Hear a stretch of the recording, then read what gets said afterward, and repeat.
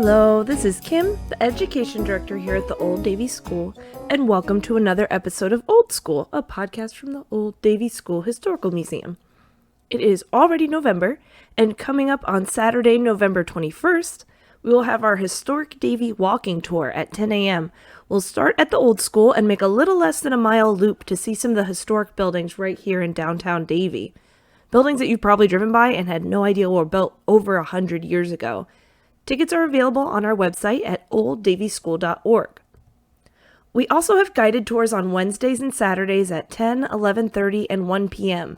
Our special activity on Saturdays in November will be a craft along with your tour, and you get a free orchid, while supplies last, of course. So you get a little extra while you learn more about our town. Now let's get started with the story of Davie's very first theme park.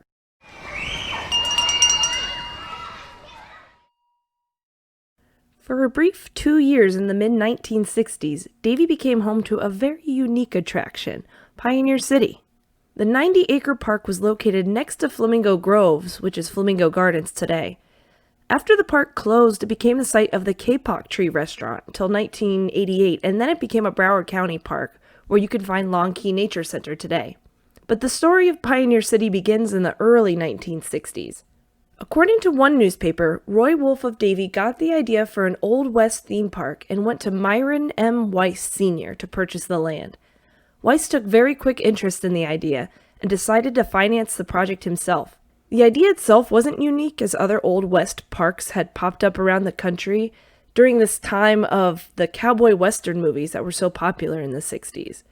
But Weiss wanted to make it an authentic, interactive experience, and by 1966, he had invested millions of dollars into this idea. They dredged a lake into canal and brought in 2 paddle wheel boats that would bring in guests from the parking lot to the park.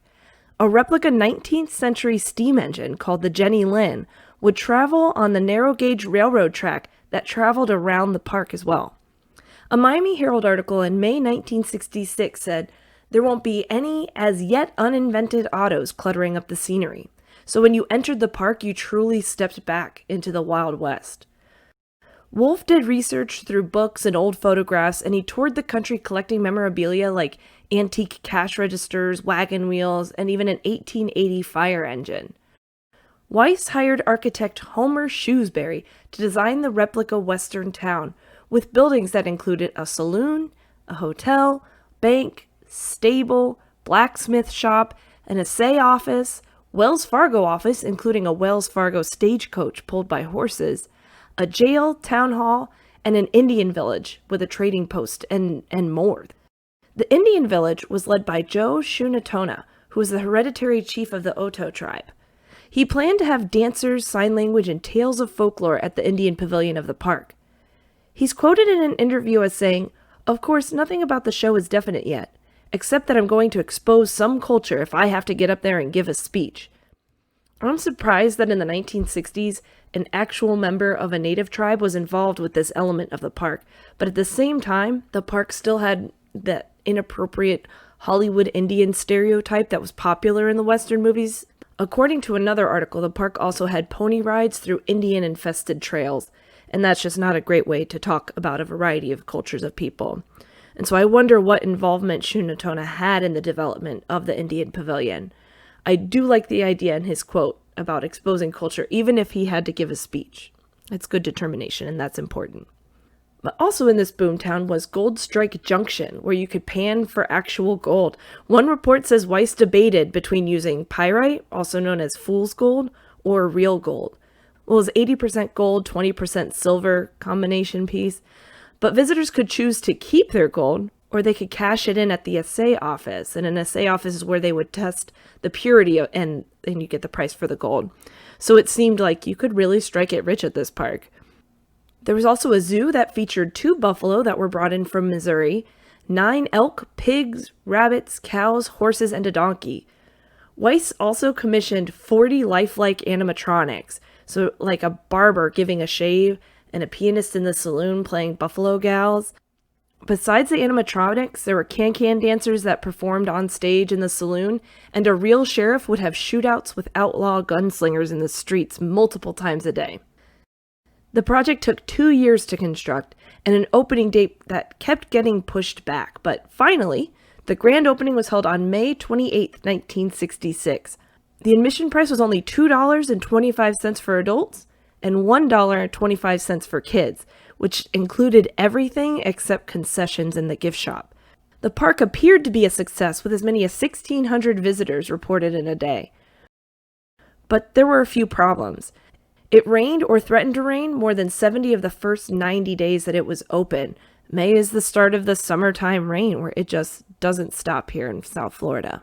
Also, the location, it was in far west Davie, and this was before any major highways. It was 7 miles from the turnpike, so it was not easy to get to. The entrance is only on a 2-lane country road. The numbers weren't quite balancing between the income and expenses. By November 1967, the park announced it would be closing for alterations and new additions, but by December, the park sold 20 acres, and Myron Weiss Sr. filed for bankruptcy. A board of local financial backers took up running the park for a period of time, but by March 1968, they voted to permanently close. The park lasted just under 2 years. It took longer to build than it was ever actually open. This wasn't the first time that the Wild West style was brought to Davie. Around the same time, a movie director named Luke Moberly went to the Chamber of Commerce with the suggestion to have the downtown quote-unquote go Western. With dummy fronts on the buildings, it would be a tourist attraction, but he could also use it as a film set for his movies. That's a whole other episode we'll get to sometime soon. The Western style we see downtown today actually was a design choice voted on by the town council in the 1980s. And again, that's its own whole episode for another time. But it's specifically meant to look like Wyoming 1888 style architecture, so there's not any actual historical connection with Davie's actual history. This is something that we'll talk about on our walking tour on November 21st, so come and learn more about that then. But back to Pioneer City, the park was abandoned and it was left as a ghost town. Until 1973, when the old Western-style buildings were bulldozed to make way for the Kapok Tree restaurant. Where there was once a saloon, Grecian columns and verandas took over. It was an extravagant and hugely popular destination until it also closed in 1988. The site continues now as the Long Key Nature Center. It's a beautiful county park where you can still find the remains of the Kapok Tree's fountain and the Pioneer City's dredged lake and the railroad path that is now a horse trail, all between a little bit of wilderness in the middle of town.